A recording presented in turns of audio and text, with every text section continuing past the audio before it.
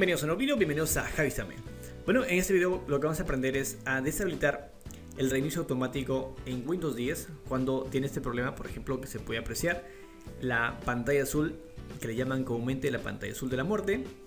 En este caso sucede cuando hay algunos programas que son incompatibles con el sistema y procede a fallar de esta manera. Entonces lo que vamos a hacer es deshabilitar el reinicio automático para que no suceda esto y pueda solucionarlo de otra manera. Bueno, vamos a empezar. Lo que vamos a hacer es dirigirse a equipo, clic derecho y seguidamente en propiedades.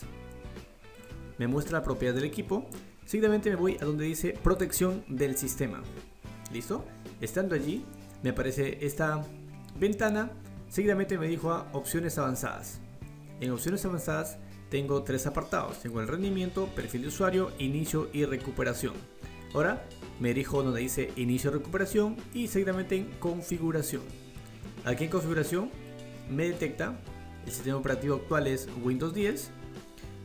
Tenemos también error de sistema, archivos de volcado. En el apartado de error de sistema me muestra grabar un evento, bueno, está marcado grabar un evento en el registro del sistema y reinicio automático.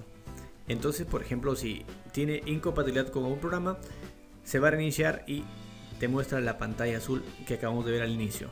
En este caso no queremos que suceda esto. Vamos a demarcar la casilla donde dice reiniciar automáticamente y seguidamente en aceptar.